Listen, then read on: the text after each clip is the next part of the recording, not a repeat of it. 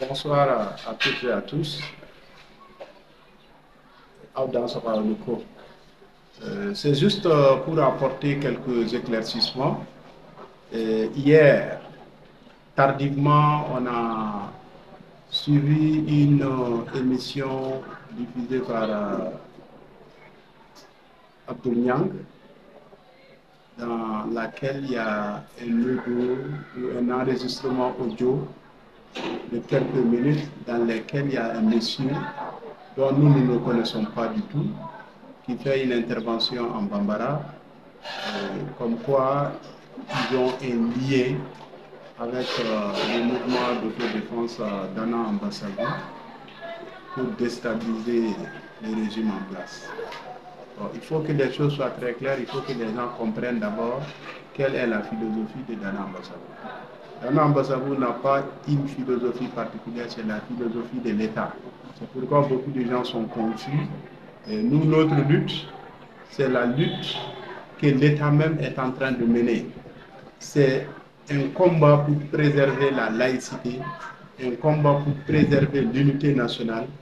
Nous ne sommes ni indépendantistes, ni autonomistes. Nous ne nous battons pas pour une religion. Donc, quand il y a des religieux politiques qui ont des visions contraires à la laïcité de l'État, il ne peut pas y avoir de collaboration entre eux et nous. Et s'ils mènent leur combat contre un régime, nous n'avons rien à voir avec ce combat.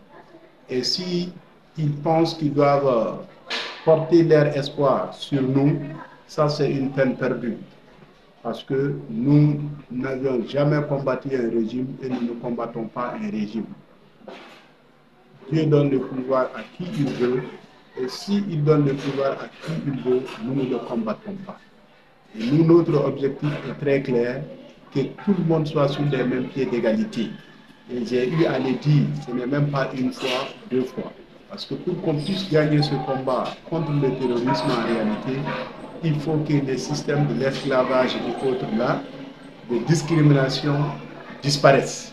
C'est pourquoi les gens de Koumé qui étaient excommuniés il y a plus de 600 ans au pays d'Ogon, Dana Ambassadou a fait des démarches afin qu'ils soient sur les mêmes pieds d'égalité que les autres. Voilà un des exemples de la philosophie de Dana Ambassadou, l'égalité de tous. Et nous voudrons qu'on nous traite également sur les mêmes pieds d'égalité que les autres. Voilà notre vision. Et maintenant, penser qu'ils sont en collaboration avec Dana Ambassadou n'a rien à voir ni de loin, ni de près dans cette histoire. Et notre combat, c'est le combat de la laïcité.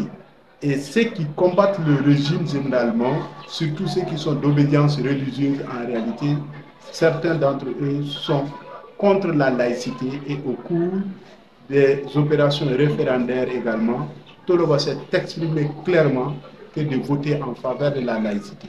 Alors que ceux qui disent aujourd'hui, à travers l'audio, si c'est réellement des éléments de cette obédience ou de ce regroupement, tel que nous avions entendu dans l'émission d'Abdul Niang, qu'ils sachent que c'est peine perdue. Nous ne les avions jamais rencontrés, nous n'avions jamais échangé avec eux.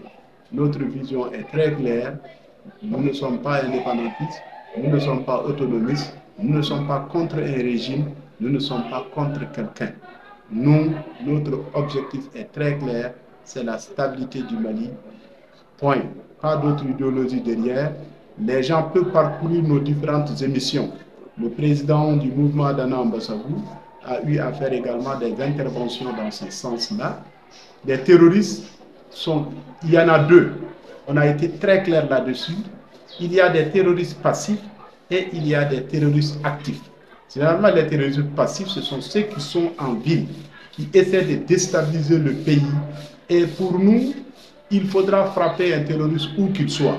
Voilà notre vision. Il faudra les frapper. Ce n'est rien d'autre. Parce qu'il est très difficile de négocier avec eux. La négociation avec eux n'est pas que dans un seul sens. Vous voyez? Et donc, sur ce, vraiment, nous remercions tout le monde. Je remercie également Noël qui a eu à s'exprimer là-dessus. On a eu à rencontrer des religieux, souvent, qui nous ont invités à leur rencontre dans le cadre de la paix. Mais nous avons été très clairs. Si les religieux nous invitent, ils n'ont qu'à inviter les hommes armés que nous combattons. S'ils parviennent à les faire venir à la table, nous allons venir. Mais comment nous, en tant qu'hommes armés, nous allons nous mettre sur la table et discuter avec des associations qui ne sont pas des regroupements armés? Voilà souvent les raisons pour lesquelles donc, on ne nous voit pas face à certaines invitations. Ce n'est rien d'autre. Notre objectif est très clair, c'est le Mali aujourd'hui, le Mali demain et le Mali après-demain aussi. Sur ce, je vous remercie. Bonsoir.